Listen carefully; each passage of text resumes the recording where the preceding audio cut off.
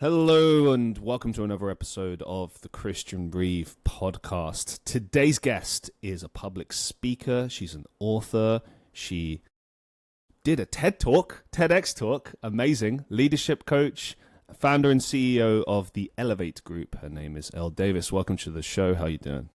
I'm great, Christian. Thank you for having me. I'm so excited to be here. Oh, the honor is mine. The privilege is mine. But thank you so much. I'm glad you're happy to be here. As you know, as always, I always do research on my guests, as you should. And look, I hope so. I showed up with nothing. I got nothing. Get on here. Hey, answer some questions. Here you go. You'd be surprised. I mean, I've been on some other people's shows over the years, and I don't do it as much anymore. Like occasionally, I might get an invite, and I'm like, oh, awesome. And it's a very strange experience when you're an interviewer being interviewed. Because there's no pressure, to do anything. I don't have to do anything other than just sit and have the questions. But you want to know that the other person's taking you seriously. Absolutely. And that your time's not being wasted. Do you know what I mean? And it's yeah, absolutely. And it's crazy. Like you go on shows sometimes and they're just not prepared. And you're like, what is this? What? Or like I remember one time I was on a show, and I don't know, the guy did like half an hour shows, which is fine. There's nothing wrong with that. Know your guest. Like and what I mean by that is I talk a lot and I talk for a long time. I'm like grandfather with his stories, So if you, I love it. Do you know what I mean? If you want like quick answers, that's not me. And I remember it was half an hour in, and he's like, "Oh, that's the end of the show." And I was like, "I'm just getting started. What do you mean?" You're like, "We're warming up here. This is the beginning. What are you talking about?" I was gutted, but anyway, enough about that. So in my research, obviously, I looked at. Here's a bit of an insight, actually, for people who listen to the show. My breakdown of how I don't know if I've ever really spoken about this. So I get information sent to me, and shout out to Shakira for putting this show together. Thank you so much. So I got a bit of information from her. I got a bit of information, just kind of like general online stuff. You do your Google research. So if someone's got like a LinkedIn account, I like to jump into that, find some tidbits, obviously the websites and stuff. And, I looked at the TED Talk and I was like, because sometimes I'll go into a show, I'll always have the research and the notes on the side, but sometimes I like to go into certain things blind and just kind of go from there. But I was like, I have to hear this, because I think it might be the first time I've ever had someone on the show who's done a TED Talk. And so so congratulations to you. Thank you. So it's actually a bucket list item for me. I'd love to do one myself one day. So I'm putting that out into the universe. Listen, put it out. I might be. I might have. Listen, I have someone that might be able to help you with that too. So, listen. There you go. Imagine that, guys, being on the TEDx talk. Anyway, the thing I've always noticed about TEDx talks is there's like a style, there's an approach to it, but everyone obviously approaches it a little bit differently. But it's kind of there'll be like a specific end point, and yours was all about resilience, and we're going to get really into that today. And the reason why I wasn't unsure about whether or not to talk about it is because one of the things obviously we're going to be talking about today is a big thing. It's about loss and things like that, and I wasn't sure if I wanted to like hear it just blind from you or hear you talk about it there. And do you know what? I'm so glad that I did. I watched it and then I immediately put it in my Discord and I was like, guys, you have to check this out. This is a guest coming on the show. I love it. I was in tears, to be honest. It was a really beautiful, empowering story. And before we get into that, I guess, because you've got a history of public speaking, you've been doing this a while. What was it like for you doing a TED Talk? What did that feel like for you? What did that mean to you? Christian, it was nerve-wracking. I bet. It was so nerve-wracking. So I'm from Chicago, Illinois, in the U.S. And have you been? Have you been to Chicago? No, but like so many of my heroes are from Chicago. Like okay, CM Punk awesome. And love Chicago. A lot of love for Chicago. Yeah, so I'm from Chicago, but I did the talk in Boston at Okay. Babson College, and so I got to Babson College the like a day or two before, and we had to rehearse on the stage the night before, which is great, right? Like that's what you should do. But I literally got on stage and I couldn't get the words out. I felt like I was like tripping over what I was trying to say. When I walked off the stage, I had what the best thing that I can describe it as like cotton mouth, where you feel like your mouth is like dry and you can't like really say anything or do anything. And I was like, what is happening? I was like, this is going to be the worst TEDx talk ever. I was like, what's going to happen? And so I like called a friend that night and I was like, I'm rewriting it. I'm changing stuff up. And she was like, you're not. You are not going to do a thing. She was like, leave it the way it is. You need to get a good night's rest. You will be fine. You will be okay. And so I didn't change anything because she talked me down, she talked me off the ledge from changing anything. And then the next morning, I'm a girly girl, so I had to get my makeup done. So I had a makeup artist come. And after the makeup artist came and did my makeup, I felt like I could tackle anything. I was ready for it. When you're going through this talk, when you're telling this story, Mm-hmm. because I know, like, I've been a musician over the years. I've done public speaking Mm-hmm. myself, here and there. It's, as you say, it's a nerve-wracking experience. You could do it 100 million times, you'd still be nervous. And Mm-hmm. when you're talking about something this close to your heart, it's your life, Yes. it's bearing your soul on stage. It's a lot. So you see this auditorium of people there, and they're there to listen to your talk and to hear you. Did you kind of, I guess my question is twofold. Like, what was the kind of sense, the vibe you were getting from the crowd? And then also, was there anyone that you looked at as you were doing the talk? Because there's some Mm-hmm. points in it where I'm like, whew, just like, do you have tissues? Yeah. Like, it's hot, it's a lot. Yeah, I'm not sure how I got through it, but so I think the good thing is there were two parts. There was like a morning set of folks and then in the afternoon. So I got to go in the afternoon, which was actually really good because I sat in the audience for the morning folks. And I sat in the front row and I was able to like interact with them in the sense of like giving them eye contact, giving them the nod, right? And one of the speakers in the morning was like, "Oh my goodness, thank you. I felt your energy." He was just like so excited. He was like, "Thank you. I felt your energy." I was like, "Good. All right. I'm glad." And then so when it was my time to go, actually some folks from Chicago, I love a good coffee shop, and there's one of That's my great. neighborhood coffee shops is a friend of mine, and actually the Chicago folks had a viewing at one of his coffee shop locations. So folks from Chicago were set up shop at the coffee shop viewing it. And as I was preparing to go to my seat in the morning, I was like talking about my mom was there, my daughter was there, and lo and behold, the coffee shop owner and his daughter and his like chief operations person come into the auditorium. I had no idea they were going to be there. They surprised me. So I was like, oh, these stakes are high, right? Like, I was like, the stakes are pretty high. I got to do pretty good on this. So I literally did like the superwoman pose before I went out on stage as they were miking me up. I literally got into superwoman pose. And once I hit the stage, I really looked above the crowd. It was hard to see because there were so many lights. Did wonder about this, actually. Yeah, I Yeah. couldn't like really see a face, so I kind of looked slightly above the crowd.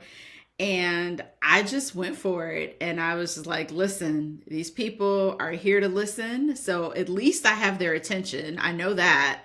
And let me just keep their attention. And so when I started infusing a little bit of the humor at certain places, and they would laugh, and that made me feel comfortable too. So it was like looking above the stage, but also knowing that I had a support system. I probably had about 8 or 9 people in the audience. So that felt good too. So when it comes to these kind of talks, like, I know similar types of talks, lectures, etc. will, you typically afterwards you'll be able to talk to the speakers and share your experiences and be like, hey, this meant something to me. Don't know how it works with TEDx, but were you able to do that? And how was your talk received by people?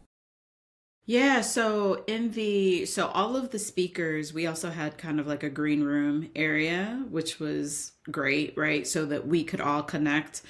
And when I walked back into the room, like everybody was cheering and clapping and was just like, you did such an amazing job. And then I quickly got onto a Zoom with the Chicago folks while they were at the coffee shop, and they like projected me on the screen, and everybody was just like clapping and was just like, that was so awesome. So that was like a rock star moment, right? Like that was the rock star moment of like, you win the Academy Award. Like, I was just like, this was great. And then in the audience, like after everyone spoke, like I did have people that I did not know who came up to me and was just like, I really resonated with that. Thank you for sharing your story. One of the coaches, we had coaches through Babson College. We had some speech coaches, and the speech coach was just, I remember his words. He was like, your cadence, your story, your confidence was impeccable. He was just like, you nailed it. And I was like, thank you. Thank you so much. You really did. I mean, I've watched a lot of TED Talks over the years, and you know, there are some people that kind of go for like more out there kind of approaches sometimes, but generally there's like a level of consistency as far as like what you tend to hear. There's a style to it. Mm-hmm. But yeah, it's like we'll get into this in a second, but I don't know how long you've been doing public speaking for, but it was like you've been doing it all your life. Like it was just incredible. Well, honest. Thank you for that. And as I started the TED Talk talking about like I recited a poem in third grade, I literally since around third grade started doing like oratory or, you know, speaking in that way. At one point I wanted to act. I know that you're an actor, you know, like I did certain things in my life so that I could like be an actor or do certain things. And so there was a while that I wasn't public speaking, but I know that when I feel good on the stage and when I feel comfortable and confident, I know that I can put it out there, what I need to do. So it feels pretty good. They say everything happens for a reason. Obviously, you mentioned I'm an actor. I mean, I don't know if it's ever going to work for me in those fields. I do a lot of things, but one thing I do feel very comfortable and confident with is speaking to people, doing interviews, and it's interesting how these different industries in life can give you certain skills. You know, obviously acting is you're on a stage, as you mentioned, doing public speaking, talking to people, poetry. I think that's more nerve-wracking than anything else. I did a little bit of that a few years back, and I found that terrifying because with music, you've got like you can hide in the music. You know what I mean? With acting, it's you become working. A different person. Or, you're working. Everyone's there to kind of help you get the most out of what you're doing. And you, to be honest, I mean, I can't speak for other people, but for me, I go into my head and I'm focused on work. And I would imagine public speaking in the way that you do it is probably somewhat similar, just because you've got a goal, you know what the points you need to hit. Yes, absolutely. You've practiced this speech and everything, and as you said, you've been doing it all your life. Which kind of leads me on to my next question. What would you say you've learned through public speaking over the years? What have been the biggest takeaways for you? That's a great question. I think what it's done for me is it's built my confidence over and over again. And I think that with building that confidence, it has reminded me that people love a good story. Oh, you know, and that is really like the nugget, I think, of public speaking. When people have a hard time, I'm like, well, what's the story you're telling? What are you trying to communicate to the audience? And they're like, what do you mean? What's the story? I'm like, that's why people are there. That's why people, want to see you, because they want you to hold their attention through a story. And they want a little bit of humor. I'm not always funny. I was able to infuse some humor, right, into my TEDx talk. And it sometimes depends on the moment or how familiar you are with the audience or what's happening there, that you can kind of infuse some of that. And so I think I really think public speaking is about building confidence, and it's about storytelling. And if you find a way to tell a story that people resonate with, then you've hooked some people. And to always remember that everybody is not your people. Like, just because someone's in the audience and just because they may resonate with you, but that may not mean that they want to connect with you afterwards. That may not mean they want to buy your book. That may not mean, like, there's all these things that it may not mean, and that's okay. Absolutely. Your story is about resilience, and there's a lot of elements to this, and there's a lot of different ways I wanted to approach this, but something came to mind immediately, because the first thing that I thought was about the initial aftermath and everything. So for those who don't know, back in 2014, your husband passed away, and it was sudden and it was unexpected. And often in life, that's how it is, isn't it? Something big will hit you out of nowhere that you're just not prepared for. How can you ever really be prepared for these things? Yep. And it reminds me of a show that I saw years ago. I'm pretty sure you probably heard of it, Afterlife by Ricky Gervais. I think I have heard of Afterlife. I haven't seen it, but so it's a show where basically it follows this guy's life after he's lost his wife, and how he sort of slowly comes to terms with it. And initially, he just doesn't want to be here. Then over time, I think he's adjusting. Do you know what I mean? It's adjustment, really, isn't it? But there's a scene, I don't know if it's in the first episode or the first week. He's like very quiet, sort of paralyzed, just in his head. He's obviously very depressed and everything. And they often talk about, like, when, and I've felt this myself over the years, when I've lost someone, you feel numb, you feel life ceases to be, like we as humans live in linear time, time marches forward and we move with it. But in those moments, I feel like time just dissipates, really. And you're just, nothing matters. And not because things don't matter anymore, but because you feel in that moment, how could anything matter? Like, this is, what even is this anymore?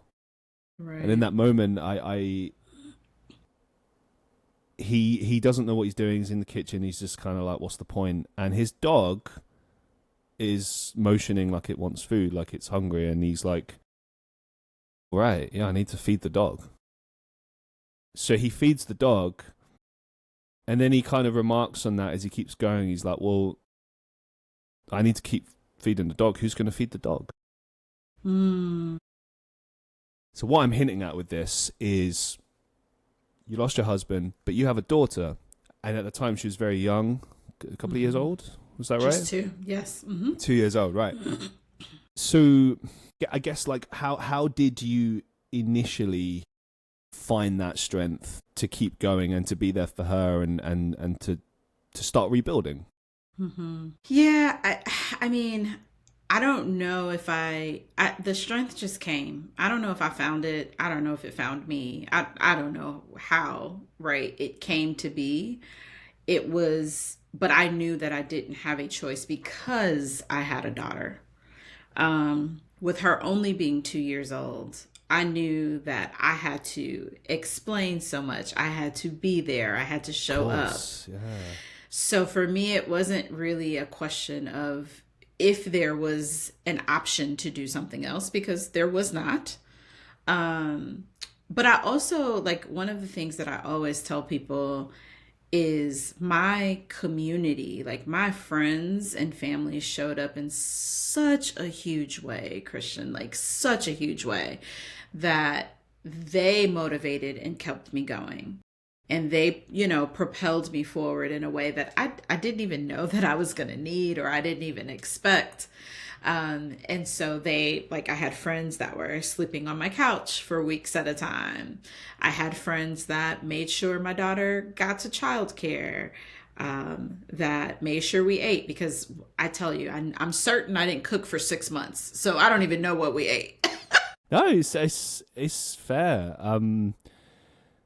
It reminds me, I was watching the Brit Awards here in the UK the other night, British Music Awards, and they were doing a legacy award for Ozzy Osbourne, who passed away last year, I believe.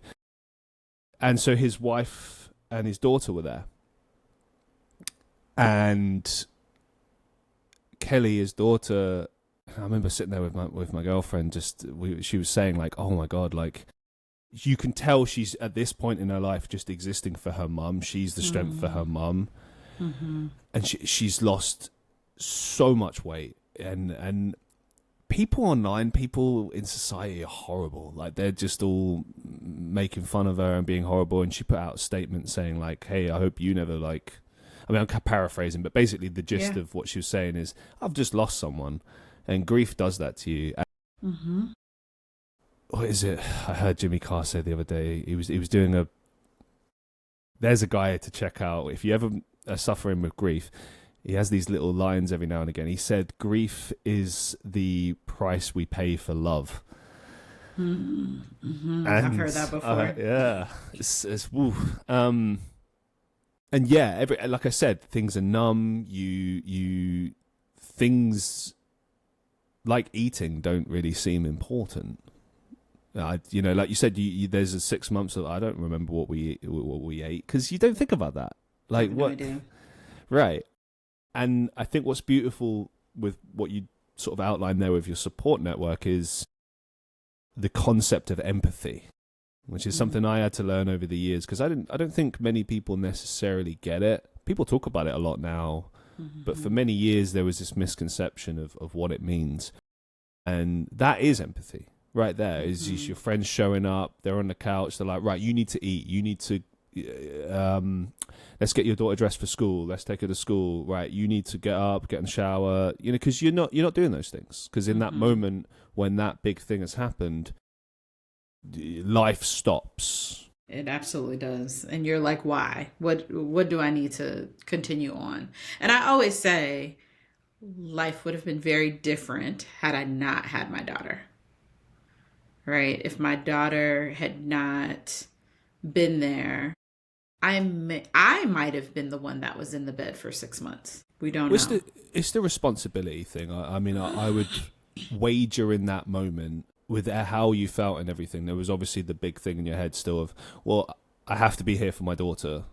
Regardless of what's going on, I have to figure it out somehow. And it's a lot of pressure. Responsibilities of pressure. For sure. But at the same time, as I mentioned with the Kelly Osbourne example, you can be, eating or trying to live your life normally when you're dealing with grief, and your body will react that way anyway. Like, people don't necessarily know this, and my girlfriend was kind of educating me on this, but even if you're eating normally, your body will still just drop weight, because it's the same as like when you're stressed. Absolutely. And your cortisol levels are through the roof, and it's like people don't understand how intrinsically linked the physicality of your body is to your emotions. So listen, I lead a virtual grief support group, and we're actually doing this month. So I do it maybe 3 to 4 times a year. And so we're doing it. March starts tonight. And I tell people all the time that we sometimes feel the grief and the heartache literally in different parts of our body. And so you might be having knee pain, but your knee, it may have nothing to do with like getting older or, an injury or whatever. It may have everything to do with the heartache that you're feeling, right? From losing a loved one, or if you're carrying guilt, right? Like, there's different parts of our body that we actually carry the emotions of what's happening. And most of us don't recognize that, don't realize it. And I remember last year holding a grief support group, and one of the participants said that. She was like, "Oh my goodness, since I've been coming to this grief support, I've also started back with physical therapy, and I've started doing other things to like release it." And she was like, "Thank you for sharing that and saying that, because I had no idea." And I'm like, yeah, most of us don't. We just think that we're going through life and it's all fine. And it's like, no, your body is taking score, as they say. It's like that saying, choose a rest day or your body will choose it for you. You don't listen to your body, then it'll become a big problem. It will listen. It will shut down. Your body will say no thanks. Hey, I got let go from a job last month, and I hated. No, it was good. I didn't want to be there. That was a good thing. You said no. It was a good thing. Well, I understand that too. I've been there as well, so I get it. Yeah. This is what I want to do with my life: is talking to people and telling stories. And I take any job I can get. My audience has heard me talk about this a million times, so I will save you that. But what's interesting is when you're dealing with these hard times, bad jobs, whatever, you may notice, for example, I have vitiligo and poliosis, which vitiligo is a skin condition that affects your skin. So it's white and patchy around my body. And then the poliosis is the eyelashes. I haven't had this all my life. I only had this at the beginning of last year. And it was off. They say that with these things, they're genetic, but they lay dormant. And much like a skin irritation, things can trigger them. And I theorized, I don't know this for fact, but I've since had bodily reactions to stress. So like when I got let go from that job recently, I was ill for like a week. Because my body was like, I was relieved. And also I think there was stress there, and my body was like, right, we need to repair now. And this came off, I think, the back of like 6 months of stress. The last 2 years has been quite challenging for me. And, you know, I've not always dealt with that very well, and I've always held my hands up and said that. But there's lessons to be learned in that as well, like how you deal with things in the moment, how you reflect on things. But I think my biggest kind of mistake a lot of the time is A, not getting enough rest time, and B, just not handling stress very well, you know, to be honest. Do you need to up your resilience game, Christian? I might need to up my resilience game. Didn't know. I won't. No. I would say I think my audience would agree with this. I'm a very resilient person. I've been through a lot in my life, and this is kind of why I wanted to give our audience some context to your story before we kind of delved into resilience, because you don't just get that straight away. You have to build that up, and it's about consistency over time. And you mentioned there you had a support network that helped you build that. But at some point, you realized, hey, I'm getting through this. I'm surviving. It's been 6 months. It's been a year. It's been 5 years, you know, and much like, I mean, you're never not going to think about your husband, but like much like if you experience a really particularly bad breakup and you're still thinking about them, and then there's a day when you don't think about them, and you reflect on that, and there's a few different emotions there. There might be guilt, like, oh my God, I didn't think about them. But then there's also relief, because you're like, I didn't think about them. Now, relating that to your story, I imagine there was a day when it just didn't occupy your mind, and then you were like, oh wow, that's interesting. I'm building something here. So I guess my question to you is, that strength, that resilience that you were building, when was kind of the first moment that you were like, you realized, okay, I'm building something here and I'm succeeding? That is a great question. The first time that I felt like that, I don't know if this was the very first time, but it was it was definitely a moment where I was like, this is bigger than me. And on the first year anniversary of Paul's death, I decided to give a talk. I don't know. I do crazy things like this, right? Like, you're brave. Like, that's tough. Wow. I decided to give a talk in the place where we had our wedding reception, nonetheless. I know, Christian, I you just like a challenge, don't you? I do. I love a good challenge.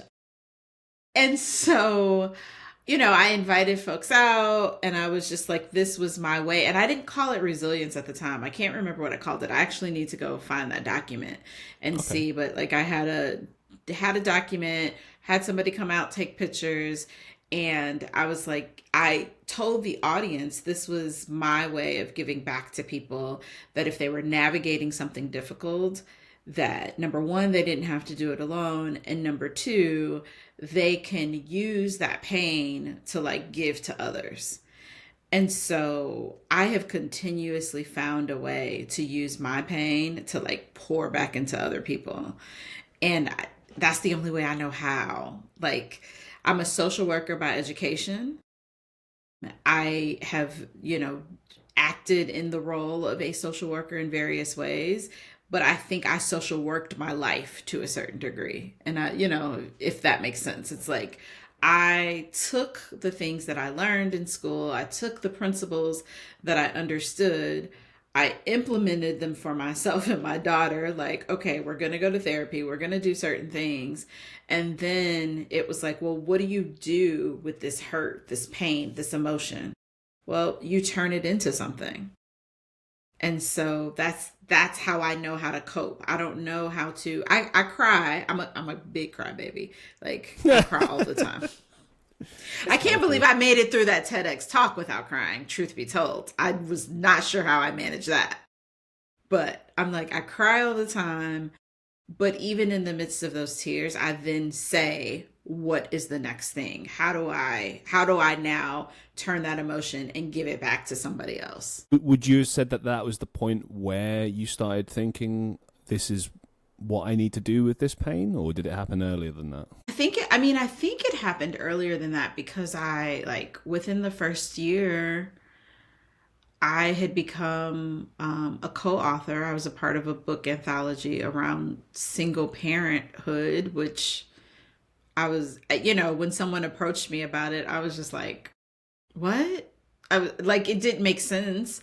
But at the same time, it also made sense because I know that solo parenting, that was a story that was my unique story, was that it was a widow who had become a solo parent, and that was not most people's story, or most people didn't tell that story.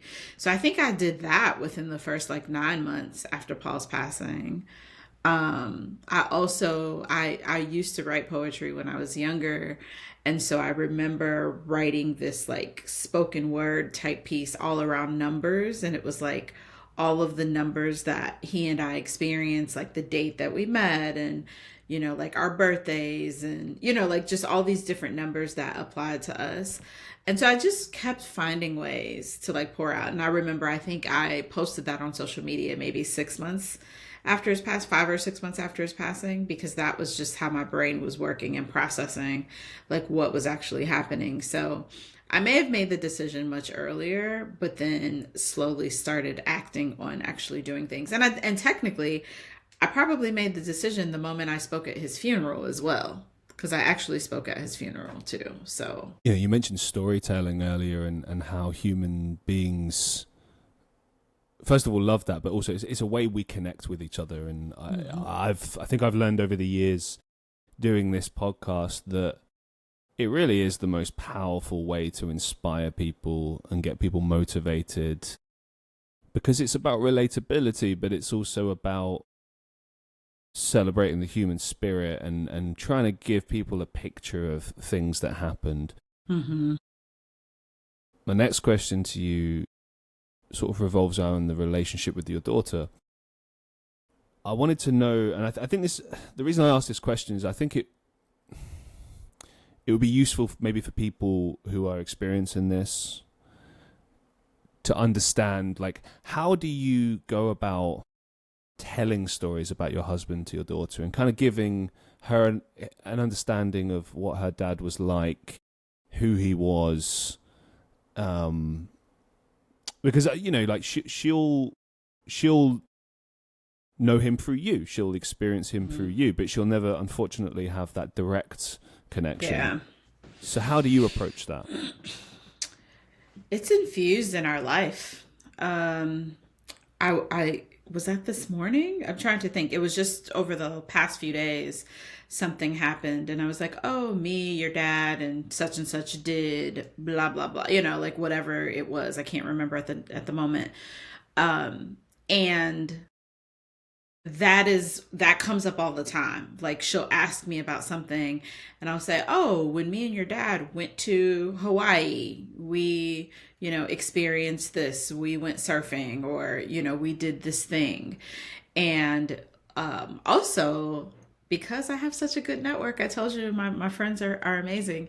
They actually put a book together that has different pictures of him within the book and things that he did. And some of he wrote a prayer blog. And so it has some of the prayer blog in there and, different things like that. And when she was younger, she used to flip through it all the time. She would look through it and, and she would just take it all in. Every now and again she would ask a question.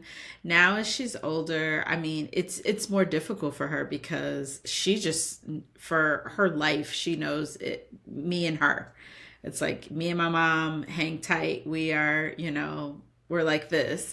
And so sometimes, she just is, it's like there's no, I remember her telling a story about her teacher had them doing biographies at school about their life. So they had to do their autobiographies, and the teacher broke it up for them to like ask your parents about a story in your infanthood, your toddler, and then you write your first memory yourself of what you can remember and like go from there. And so she wrote, this might get me today. So she wrote, when I was 2 years old, my dad passed. And I don't remember much about him, but my mom, always tells me things, and I have a book that I look at. And I was just like, whew, okay. And she read it to one of her friends, and her friend was like, oh, that makes me so sad. And I asked her, I said, how does it make you feel? I said, do you feel sad? And she goes, can I be honest? And mind you, she's like 8 or 9 at this point. And I was like, of course. I'm like, please be honest. And she says, I don't really feel any kind of way because I don't remember. And that's the tough moment. That's the like, I wish you just had just a small memory of him and her, because he just loved her dearly. Like he was such a hands-on father, and he was, to see him with her, his eyes lit up, and she was so happy to see her dad as well. And so like probably about a year ago, I found a picture. She couldn't have been any more than like maybe 9 months, and he's sitting on the couch, and her little self is like balled up on him, and they both just look so content. Like she's asleep with her little bitty self, and he's just like, I got my baby girl. And I showed her that picture, and she was like, oh my goodness. I'm like, yeah. I'm like, that was you and your daddy all the time. Like he loved you genuinely. So, it's like he gets infused into everything that we do. And one of the big things that's not like a huge public thing that I talk about. Well, sometimes I share it on social media, but, Paul was a 4th of July baby. He had his birthday, so it was always a holiday. And he would always start his birthday by playing tennis on the tennis court. He was an avid tennis player. He actually played tennis the morning of the last day of his time on Earth. He played tennis that morning. But he always started the day, his birthday, playing tennis. So after he passed, Simone, that's my daughter's name, she would say, are we having daddy's birthday party? Because we would go to the tennis court and play tennis. And for the first like 3 or 4 years, we had like 20 to 30 people on the tennis court. All my friends would come with their kids, and we would all just like play tennis for an hour. None of us play well. A couple of guys played well. There were a couple of people that actually can play. I took tennis lessons and still can't play very well, but it's hard. It is. So, but we still do it. we still, and now the group is only like 4 or 5. Like my mom always goes, a couple of my friends go, but we as long as we could hit the court for about 30 to 45 minutes, we're okay. And I just love that she refers to it as like daddy's birthday party. Beautiful. Yeah. What do you think he would say to both of you now? Seeing how far you've come, everything you've achieved, how you've kind of gotten through it together. Christian, that's a loaded question. I don't know. So let's see. My daughter will turn 14 on March 8th. So it's been 12 years. And I mean, I know that he would be extremely proud of her. She is every bit of the mixture of him and I. She looks like the both of us. She has both of our personalities infused in her.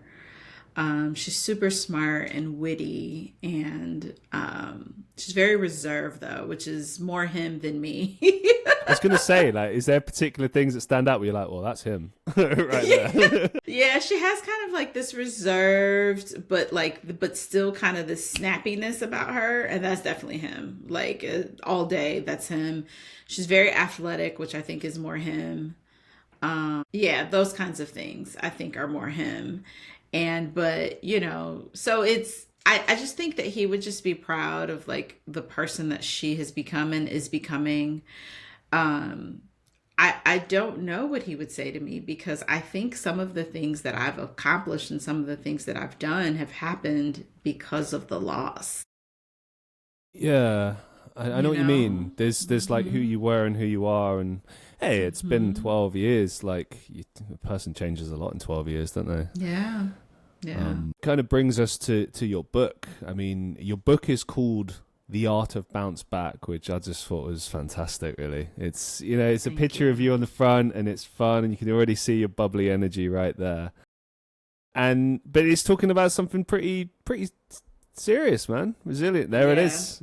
Yep, Resilience, there it is. bouncing back from traumatic experiences in life. Mm-hmm.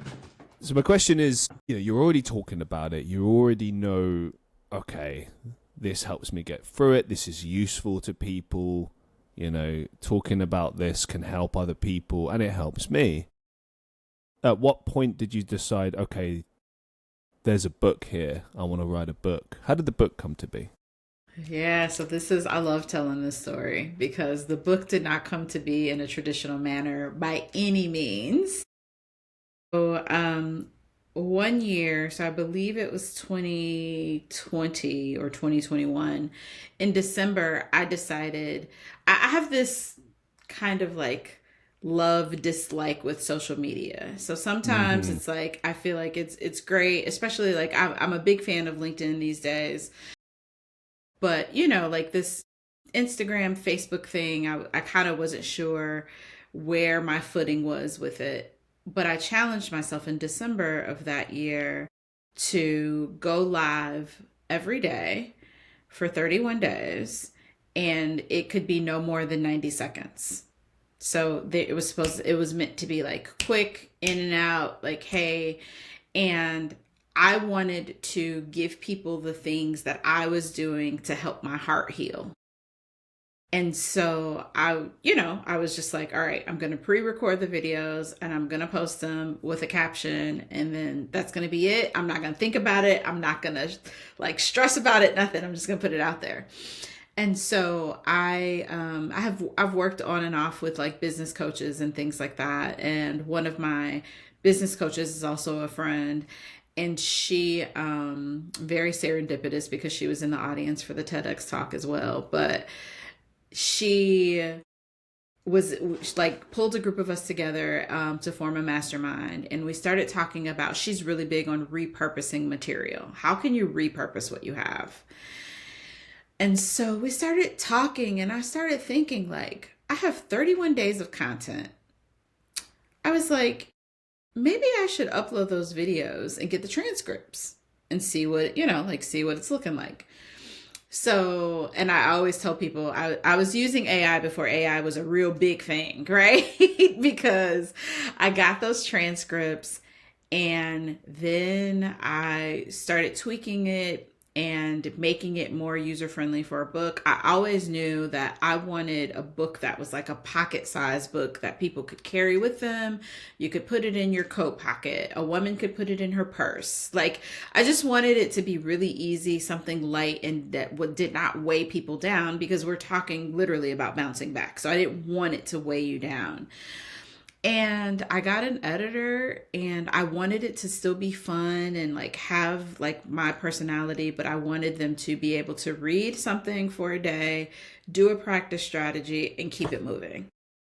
And that is literally what happened. So I took what I used for social media platform, I transcribed it and turned it into a book. Incredible stuff. I love just how much thought you put into it, like the physically it being something that doesn't weigh you down, because grief can weigh you down and does weigh you down, and it's like I just love that. I don't know, I think there's a lot to that. Because I mean, we have to be mindful. It's like, I love a good hardcover book. Initially I thought I wanted it to be a hardcover. And there's all kinds of things that you think about putting a book. I mean, like putting my face on the cover is a very bold move, right? Because then some people are not attracted to it, right? Because people are like, well, who is this woman? I don't know what this means. And is this only for Black women? And, like there's all these questions. Yeah. I've had that asked of me. Like, is this only for Black women? No, this is not only for Black women. Right. So I've even struggled about doing another edition with taking my picture off of the cover. So I have schools of folks that are like, don't you dare take your picture off the cover. And then other folks are like, well, maybe it's more appealing. And I'm like, to this point, my picture's still on there, but I literally wanted it. Like I said, I just wanted something easy. I don't want you to like feel like, if I carry this book, my bag's going to be too heavy. It's going to make my purse heavy. It's going to, do all of those things. And it's meant to be such an easy read, like 5 minutes of your day to help you build your muscle of bouncing back. So. Yeah, I mean, it kind of fits into the whole concept of resilience, really, doesn't it? It's a process. It takes time. It's continuous. Even at the point of maximum strength, if you like, it's still every day building. I mean, there's a lot for me, I think, to relate to in this, as far as how I move through my life. And I've always held my hands up to my audience and said, I struggle and I get it wrong. And I'm a very emotional guy. So I do acknowledge that it's a blessing and a curse depending on how you act, right?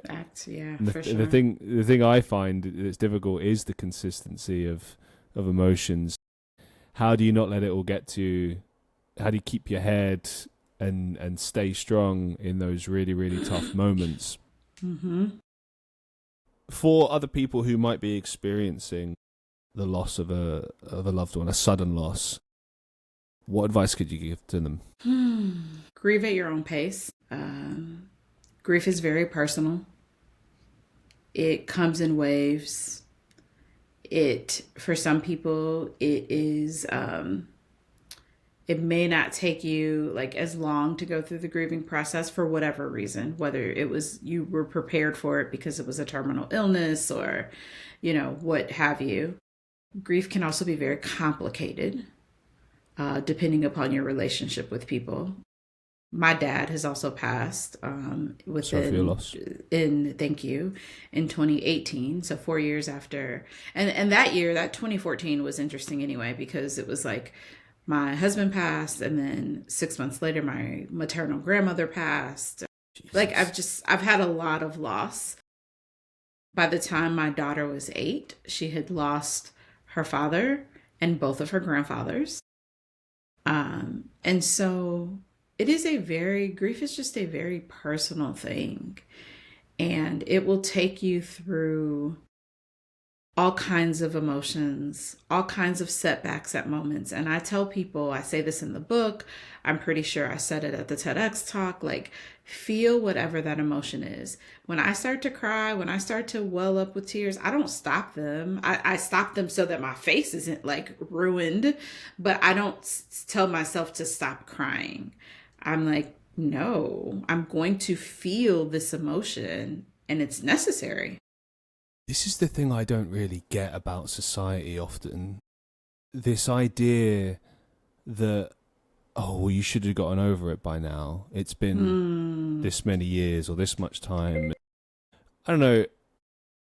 To me, I just kind of think that's a sick way of thinking, because it's a process. And also, I feel it's ignorant to, not just being ignorant in general to someone's grief, but also to the complexity of the human mind. I mean, as you said, it's a complicated thing, and things can just hit you, you know, like just out of nowhere, a random memory. Like there's things, traumatic things I've been through where all these years later, I'll have a random memory and it feels like I'm there, and you feel the way you felt then, which is pretty surreal.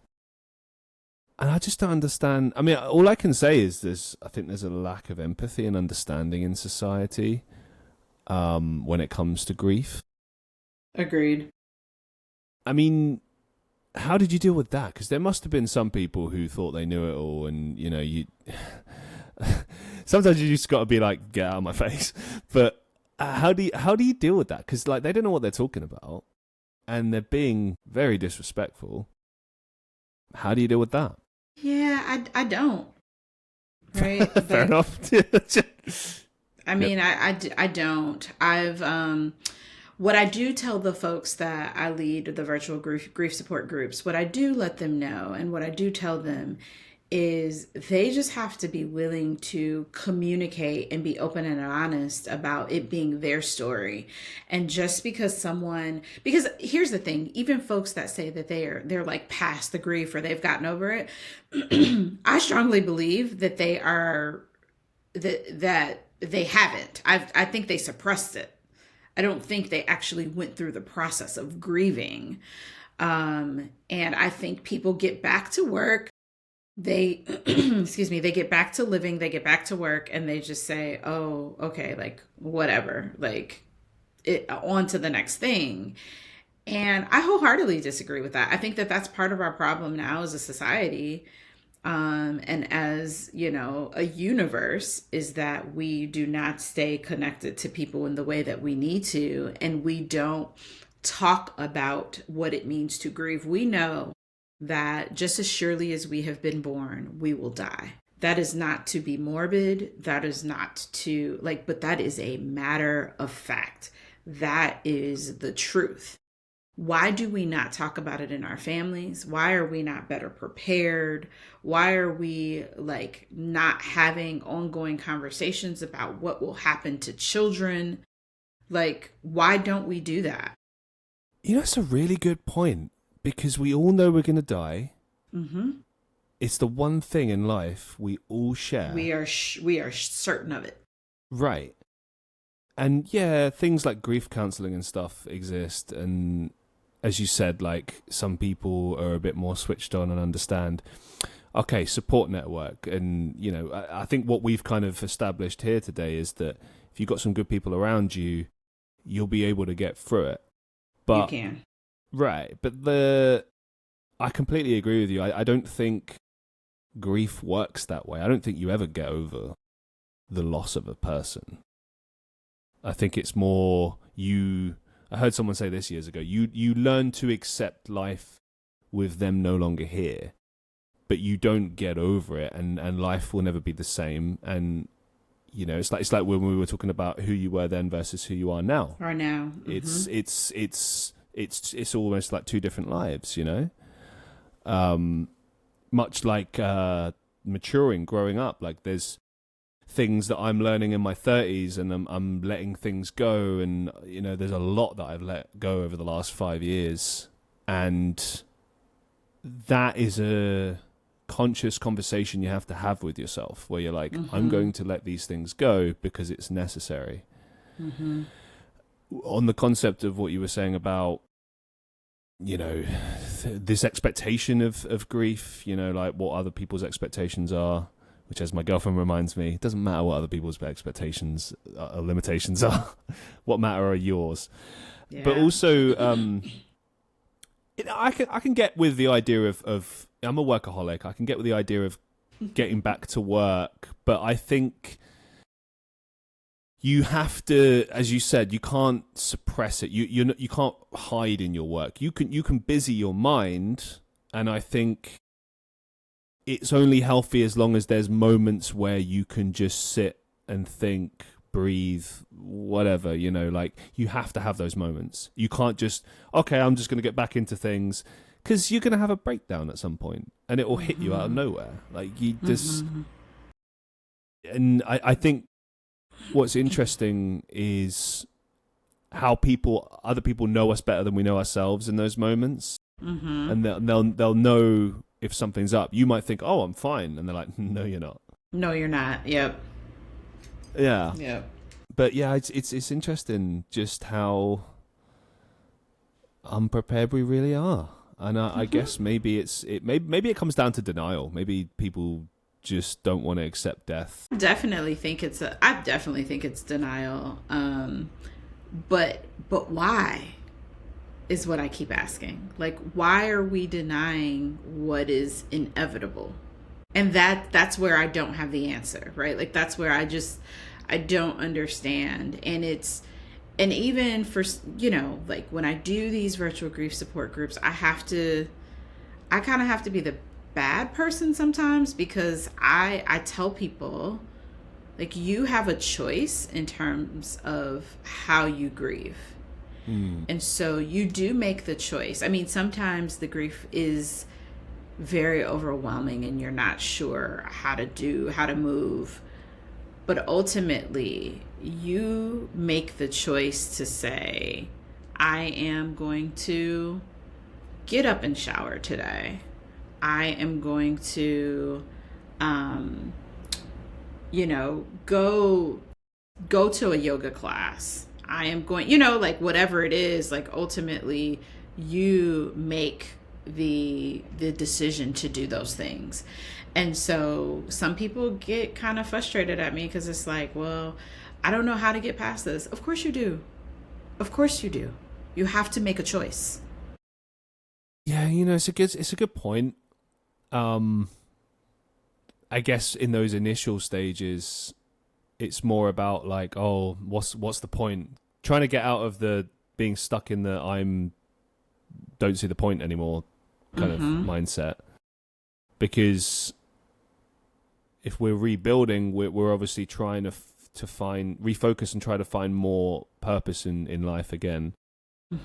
But to do that, as you said, we've got to make some choices. Like, you have to get up. You have to. It's like whenever I've dealt with something big in my life, like I've always accepted the fact that tomorrow's a new day, the world returns. Like, I think, and I know you'll agree with me on this, the reality of death is kind of brutal because we remember our loved ones forever, but it's very almost formulaic. It's like the person passes away. Now it's just busy. Just so much planning and arranging and doing stuff. And then the funeral happens. You say your goodbyes. You celebrate their life. And then everyone goes their separate ways. And then that's just it. And I'm like, it's like, what do you mean it's it? Like, this person was here and now they're gone. What do you mean? What does that mean? Like, what? And then you think about those quotes like, you die twice, once in life and once when your name is not uttered again. And obviously, like, you know, your husband lives through you and your daughter and through all the people that he inspired and met over the years. Like, he lives through them. That's legacy. But there is still that brutal reality of life, that life just will continue to march on and move forward whether you like it or not. It absolutely will. You know what I mean? And like that's why I get what you're saying. Like when you got to try and push people just out of that mindset initially, it's because you need to get through this to the healing stage, because life is going to move with or without you. And if you choose to wilter, like life's not going to change one way or another. Like as in like the reality of life. Yeah. Here's the thing, Christian. I think it was one of my aunts after Paul passed. She and this is an aunt that I do think, like, I don't know that she's ever grieved anyone. She gets right back into the rhythm of life. Okay. But one of the things that she said to me is, she said, "You are still here." She said, "You are alive, which means that you have to live your life." And in the moment, and this is like within 3 days, right, of Paul's passing. So of course, this is not the kind of stuff that I want to hear. However, that truth and that reality was huge for me, because it did remind me of, like, yes, I still have a life to live. Paul has lost his life. He is no longer here. But I am, which means I still have stuff to do, which means I still need to live every single day to the fullest. This world, we are living in crazy times right now, right? There are a number of things going on all across the world, and people are losing their lives every single day, of no, remark of their own. And so what I try to do for myself and infuse in other people, and even my daughter and I on our way to school, have this conversation about, like, no moment is promised to us. So let's live fully. Let's enjoy each other. Let's do all the crazy things that we want to do. Christian, when I was looking and researching you, I'm like, oh my God, his link tree is like bananas, right? Like, it's so long in terms of like the different places that people can find you and find information about you and hear a song. And like, I was just like, oh my gosh, I gotta up my Linktree game. I gotta get I want anything, anywhere you can find me, I want you to be able to find me.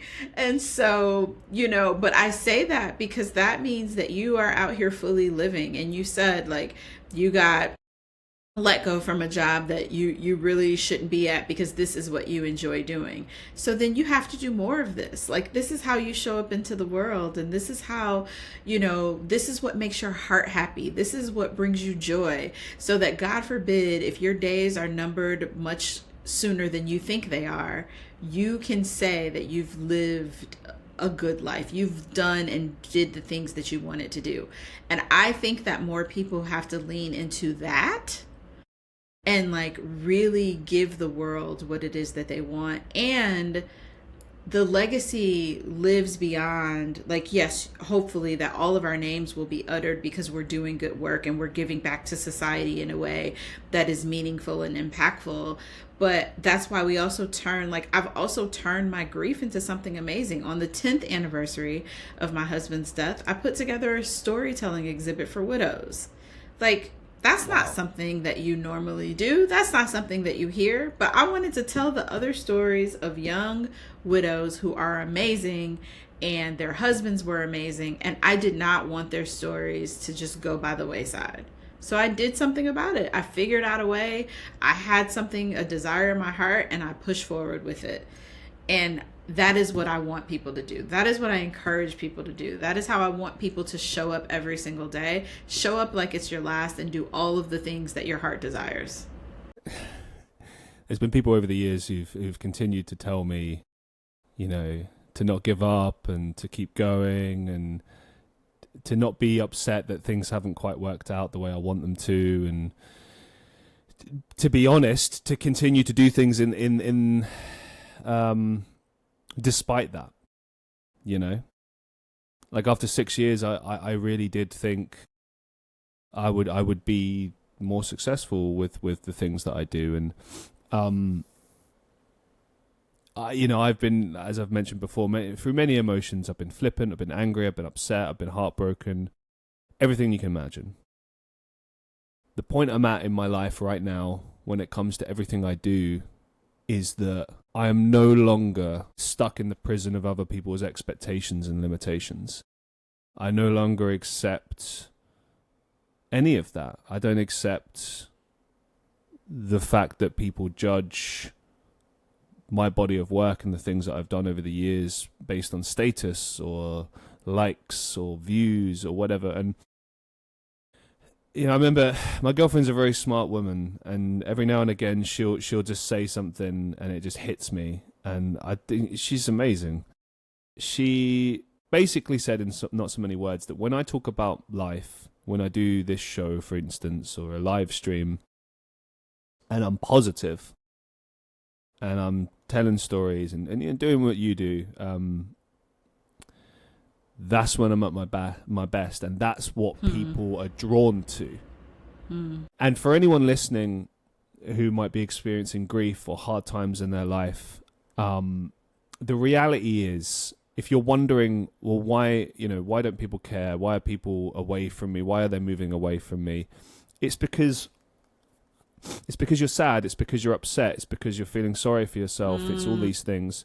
Now, don't get me wrong. The real ones, your support network, the people that really care about you, they will be there in your lowest moments. Anyone that isn't, they were never meant to be, and they're not your people.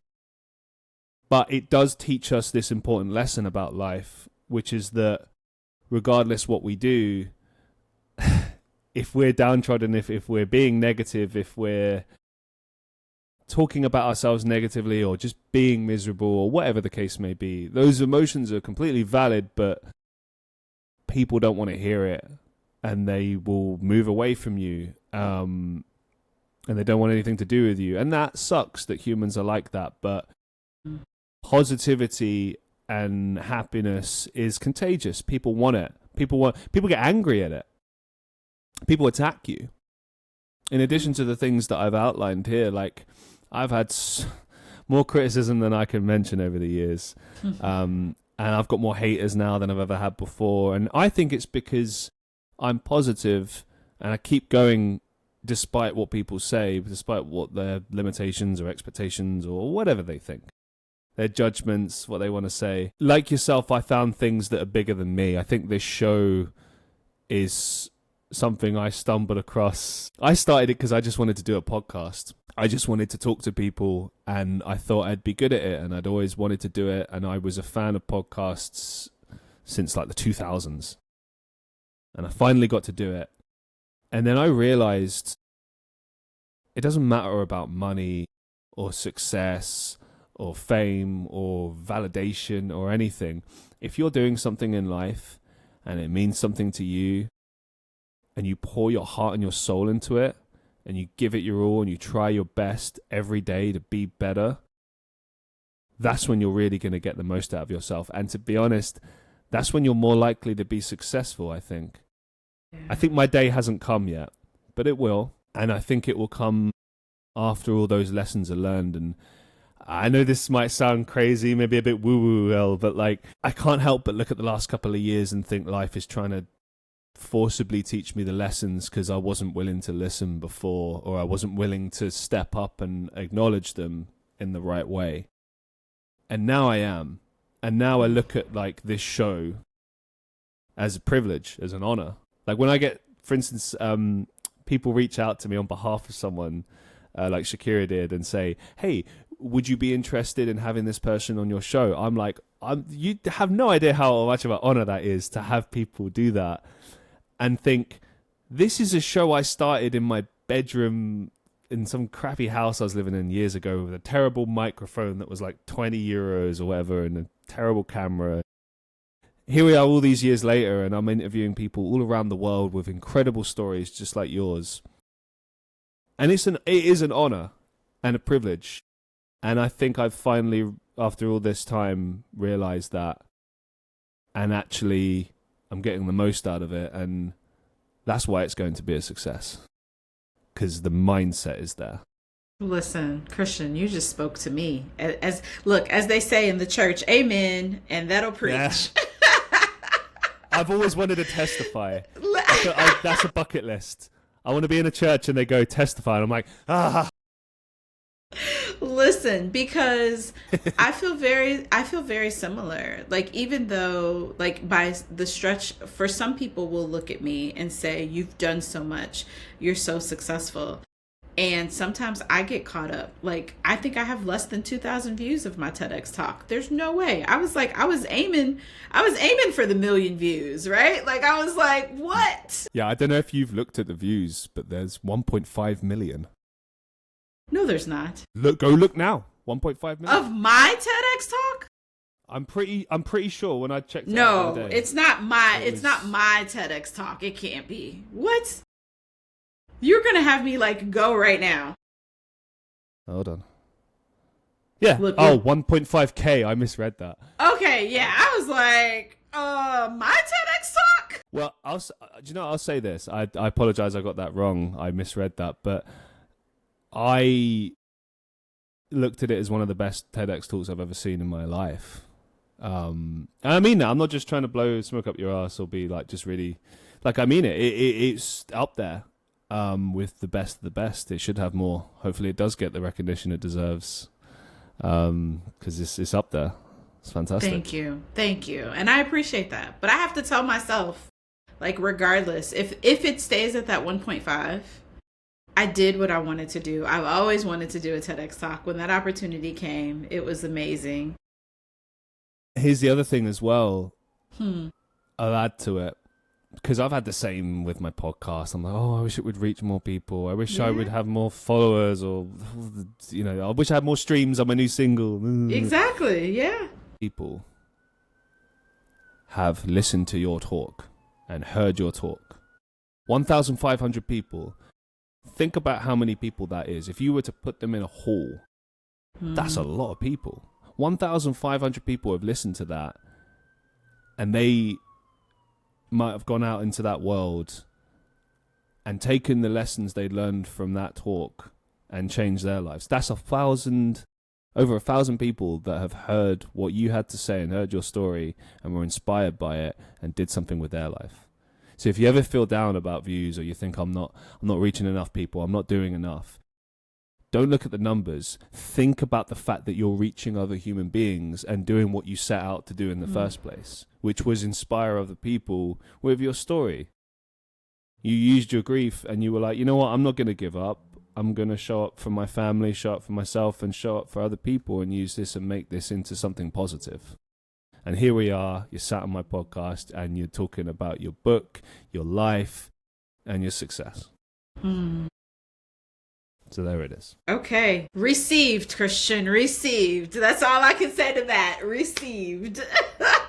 All right. I've got a final couple of questions for you.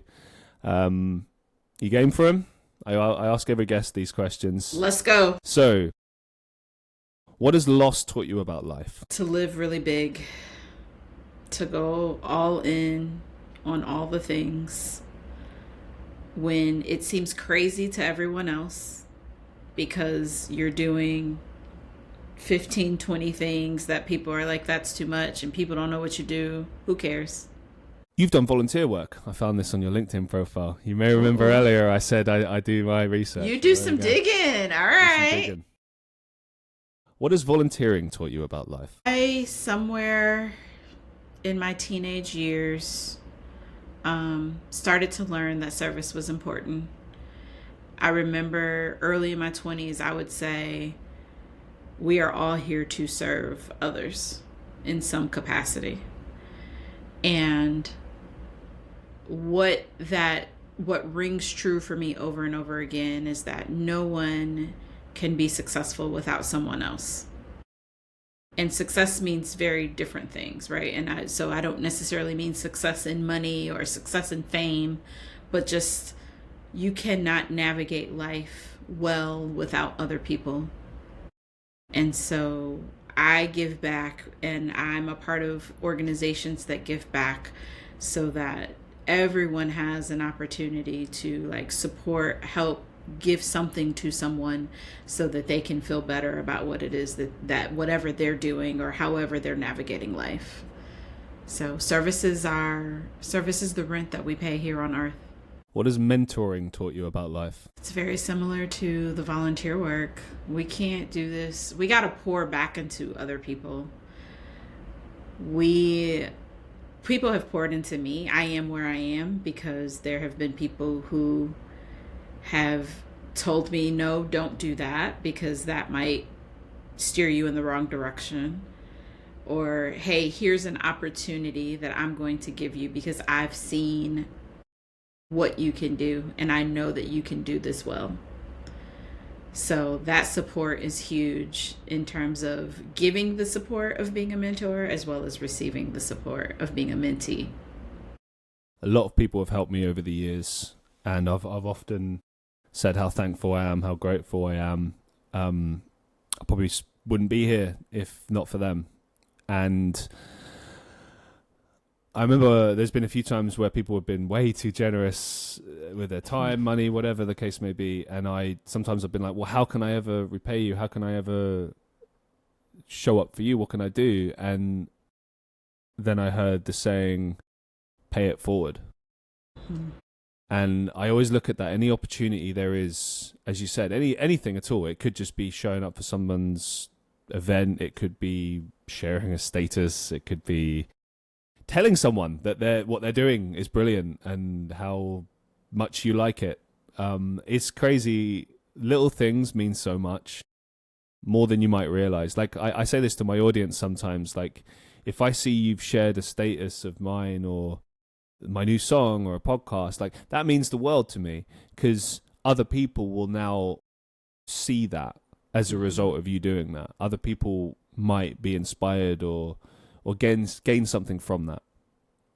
Because we tend to put a value on things a bit too much. I think people, like when I say, oh, here's the ways you can support me online, there are obviously like things like Patreon and stuff like that. But what I mean is all of it is equal. So if someone shares a status, to me, that's as equal as gaining a new subscriber. Because Absolutely. it's, you know what I mean? It's there's too much of a focus on money in this society. And I think the true value is action. And you know what I mean? Like how people show up for people. I completely agree. It's worth its weight in gold. Yeah, absolutely. You've done a bit of teaching. What has teaching taught you about life? Whew. Teaching has taught me a lot of patience. Nah, knew it. Teaching has taught me patience, goodness, because when you have, I mean, seriously though, it has taught me patience because when you, especially on a college campus, I actually was a guest lecturer a few weeks ago at University of Illinois at Chicago, and I asked the students a question, and when I tell you these 25, 30 faces were just sitting at me, and mind you, these are anywhere between like 18 and 21-year-olds, and they all just literally and I told them, I said, listen, I said, I'm a social worker by training. I have all the patience in the world. I will sit here until someone answers this question. And, then I got people like going, but Christian, teaching can be hard work. It is. So yes, patience. It has definitely taught me patience. If people say that to me sometimes, like, have you ever considered being a teacher? And I'm like, hell no. Like, no way. Are you mad? No way. You could, but with all your experience at this point, you could, like, if you were a music teacher or like an audio engineer teacher, like you could do those kinds of things, no? No, I'm not an expert in any of those fields. I think if I was ever going to teach something, it would be something like this, like how to talk to people, how to do podcasts, how to do public speaking, something like that, I think.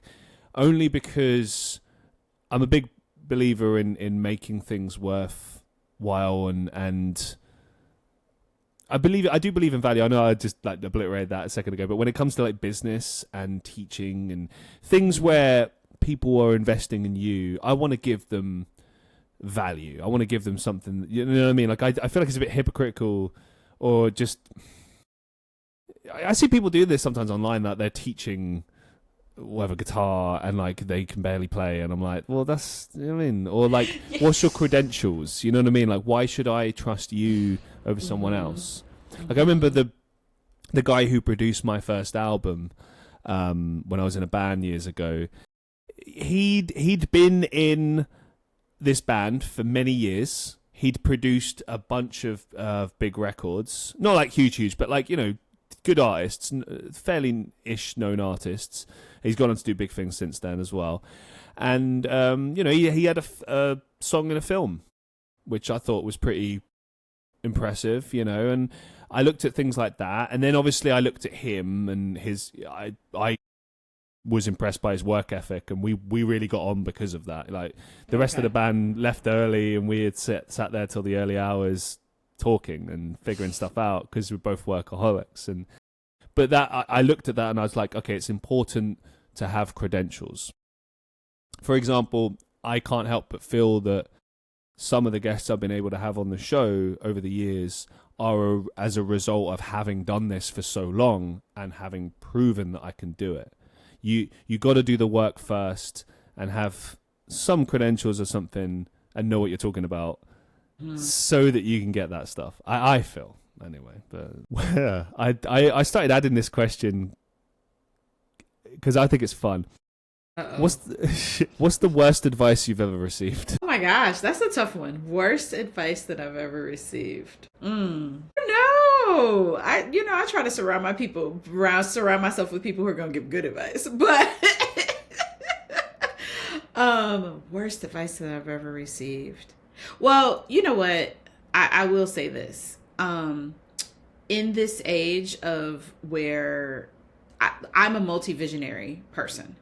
And so we are in this age where, you know, people will really say multi-visionaries cannot be successful.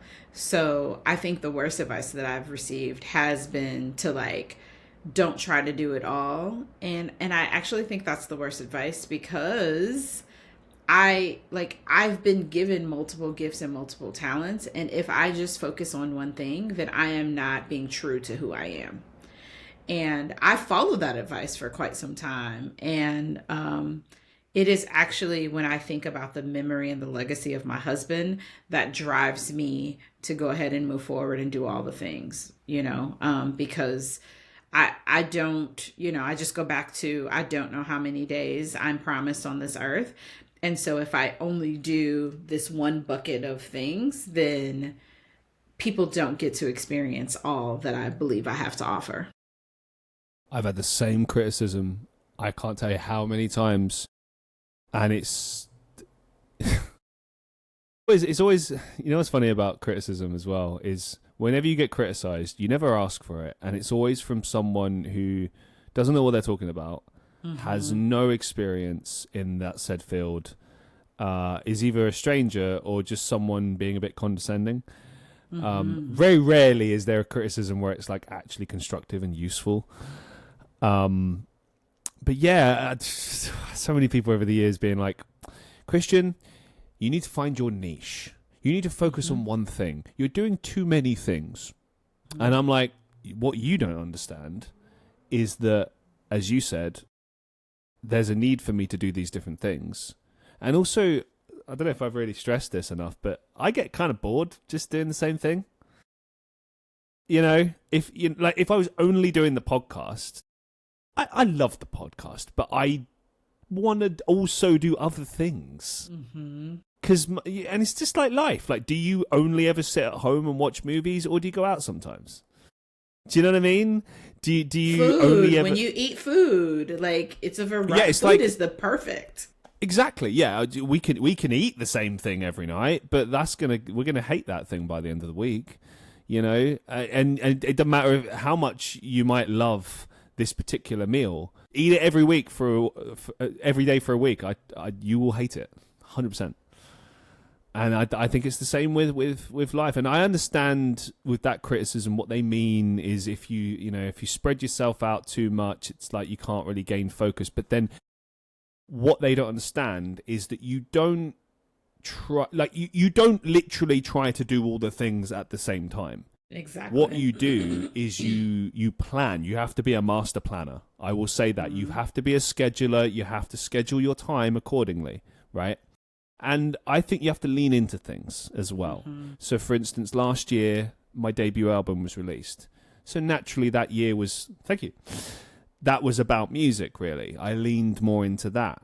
The other things didn't get neglected. I just maybe didn't invest as much time because I was putting more of the focus into the music. This year, to be honest, lots on the podcast front. And I'm also pushing to try and do more voice acting and stuff like that. Hey. Released some singles. You know, like I'm balancing these things, but I'm giving them their due and their time when it's appropriate to do so.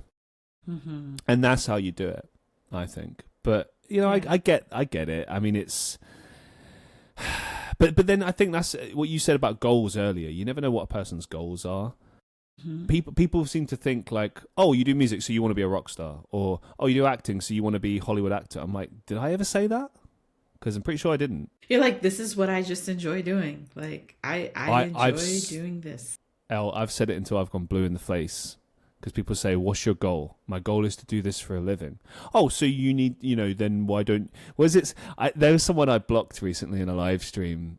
And I'm very patient. Hear me out. I'm very patient with this. But my patience has its limits. Yeah. And they kept incessantly saying, Christian, you need to lock in. You need to lock in. You need to...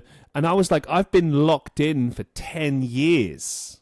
Don't tell me I need to lock in. There's nothing I haven't tried or done over the years, okay? Sometimes you just need a bit of luck. It is what it is. Yeah. But in any case, what that person was trying to say is, oh, if you're going to be successful in this one thing, you need to only focus on that and lock in and blah, blah, blah, blah, blah. And it's like, they just don't get it. First of all, they're not doing it. And secondly, they're comparing with other people where the comparison is not there, you know? Yeah. It's just that not happens. there. That happens often. People are always comparing their story to your story or someone 100%. That they know who does similar. I laughed so much with the lock-in because my daughter says that when she hasn't been focused for school. And she's just like, okay, just over the weekend, she's like, okay, mommy, I have to lock in. I'm like, yes, honey, you have to lock in. Like, at least she's smart enough to realize it at that age. I mean, some people spend their whole lives not understanding that that's you need to lock in. But there's moments. You pick your moments, you know. For instance, whenever I do this podcast and I have a show, like there's a show I've been putting off, not because I don't want to do it, but because I need the time to sit down and plan it out.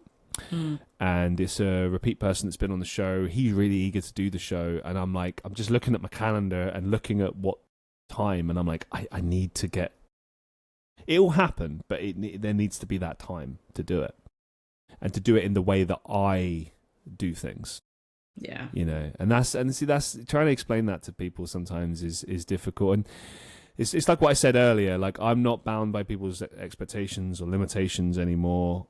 I'm just doing my own thing, and I've got this quote book back there that I add to whenever I see really powerful stuff. I'm going to add to it in a bit, but one thing I saw was that it said, your 30s is about alignment, realignment, in accordance with like living life in accordance with what you want to do and what works for you, and not worrying about what other people say, because it's not their life. They're going to have their opinions one way or another, but it's kind of irrelevant. It's your life. Yeah. Simple as that. Love that.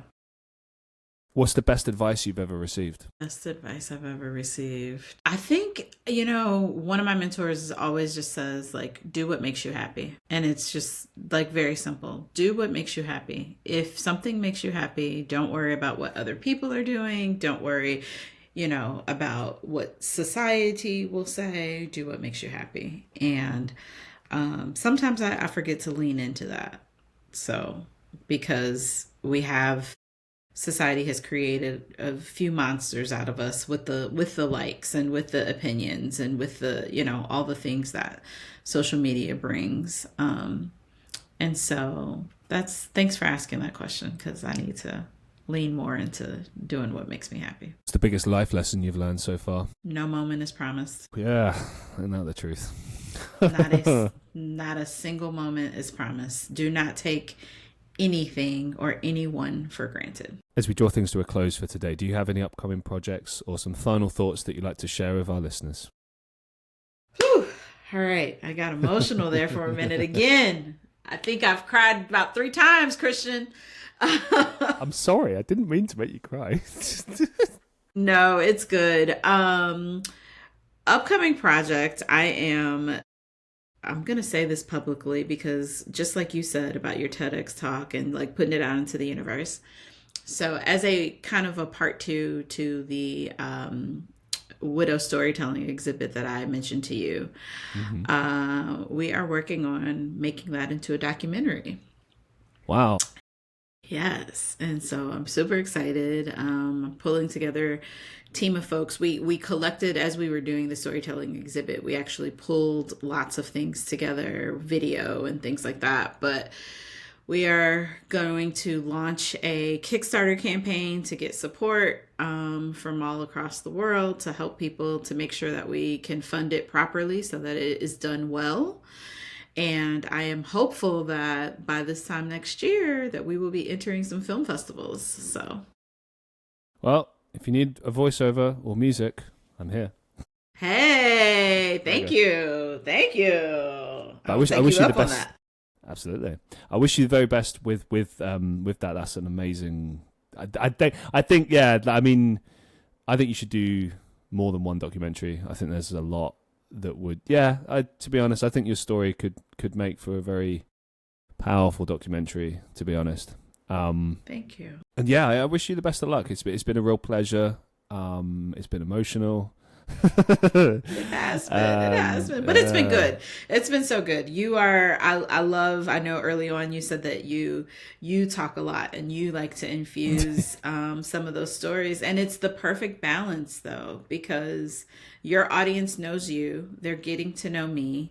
And so when we infuse the stories together, it just makes for a really powerful conversation. So thank you for continuing to share your story while also like asking me about mine. I think that this is what life is about. This is how you keep memories and legacy alive. This is how you connect with people outside of from where you live, what you do day to day. And so it's been dynamic. It's been a great time. Thank you so much. It's been a real pleasure for me. I know my listeners are going to love the show. We've been just batting out of the park this whole year with all the podcasts. So thank you for being on the show, to all the guests who've been on the show so far this year, and for the listeners of the show. I hope that you're enjoying what I'm doing. I say we like I have a team. It's just me. It is. You do I'm not lying. Listen, you do a good job, though. You do a good job. Just you. I did this myself. All right. No, I love doing this show, and it's because of shows like this. So thank you so much to all the listeners of the Christian Reeve podcast. I hope you enjoyed the show as much as I did. As always, be safe, be well, and I'll see you in the next one.